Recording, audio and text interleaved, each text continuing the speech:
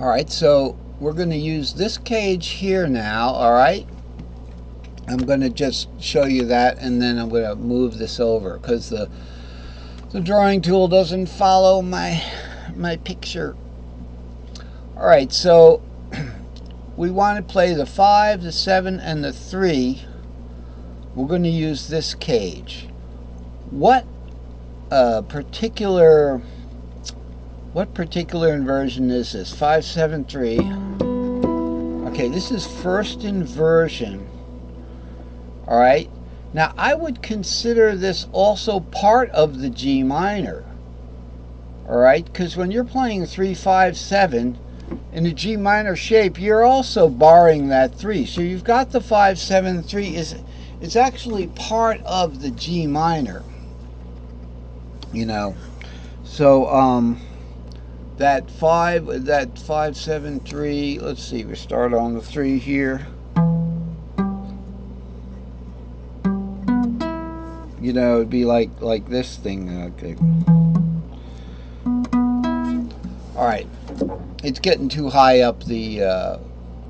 Let's just look at the chart here. We've got a chord here. We can play it. We can play it way down on the on my fret nut, right? Or we could play it way up here. It's a first inversion. We want to know what we should play. Well, guess what? Something's already written there, C5. How do we get that? I'm not sure. But that's what it's saying, to use the C5. Okay, so what we've got is 5, 7, 3. Alright, we did a little thinking about this. And this A minor here, this 7, 3, 5, would be this C5, because A would go up to C in a pentatonic scale and 3 would go up to 5 in a pentatonic scale. We'll get back to this. This is this first inversion, part of this G minor shape. If you consider this part of a G minor shape, that's the answer right there. So let's say we're starting on a 3. I'll do it from down here. We go 3, 5, 7, 3. That 5, 7, 3, we're going to consider that part of a G minor shape. All right.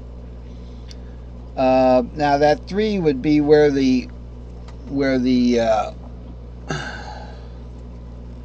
right. So if I put the capo there, that's major. Minor would be.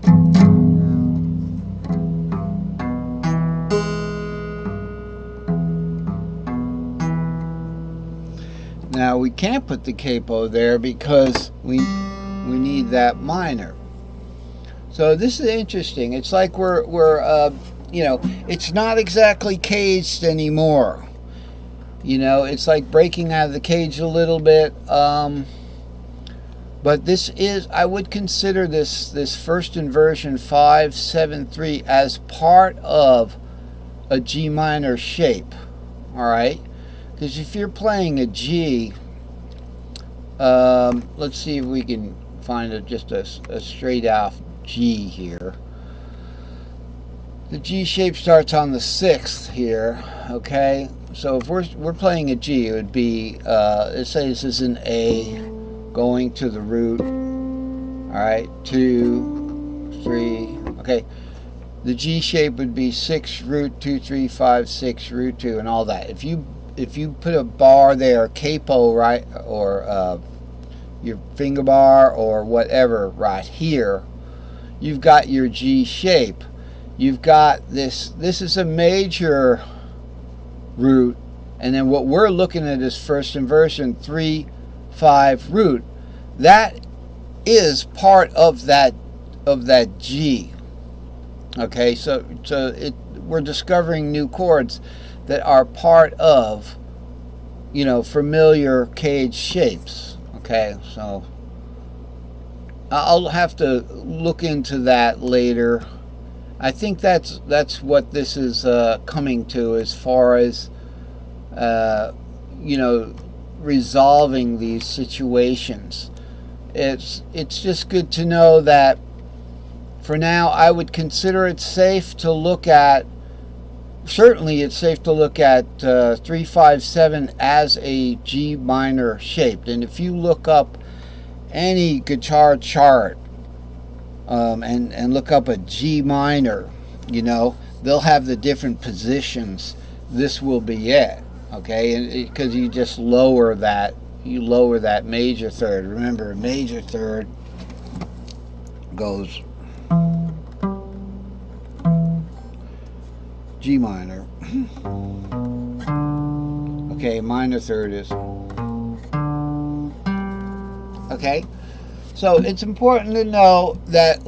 Just let me think a second. All right, I resolved this. If we have this first inversion is part of the G minor cage, if you will. I'm going to look into this more. We do the same substitution, which would be the A5. So if you have, sorry, this is it. You still play the A5 from the 2. This one, A5 from the 2.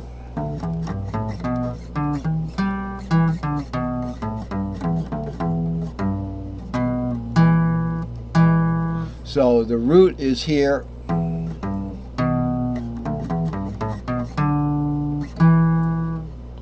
And then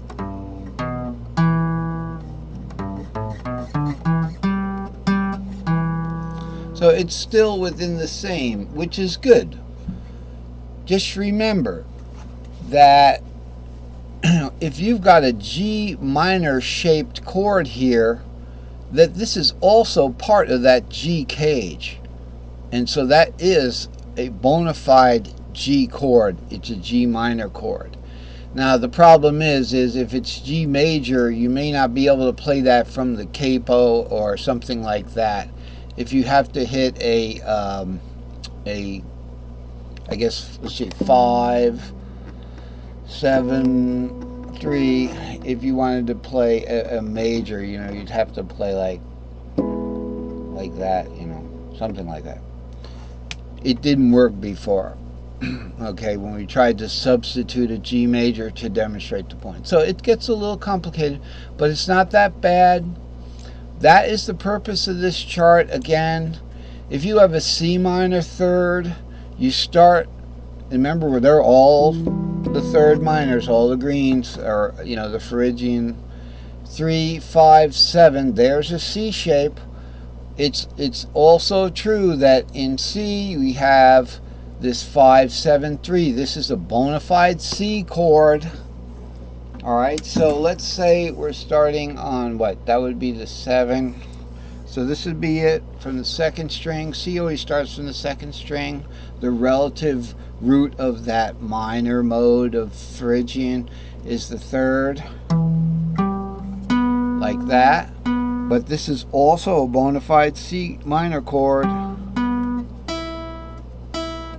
Strange shape from the warp, but really it's just 5 to 7, which is a major third, which is the top part of a minor chord, and then straight up to the root, or to the octave we call it, but now over for the warp, it gives it that shape.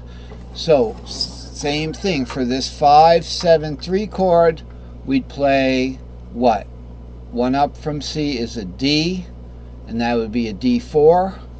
There's your D4 right there. Here's the box we're involved with now. Isn't that interesting? That the 3 was out of the box here, but you know, it still worked out. So we would play a D over that from the 5. Okay, so it would be like if we started here with this, where's our chord? Right there. Alright, that is a first inversion, E minor. We'd play our D4 from the 5th.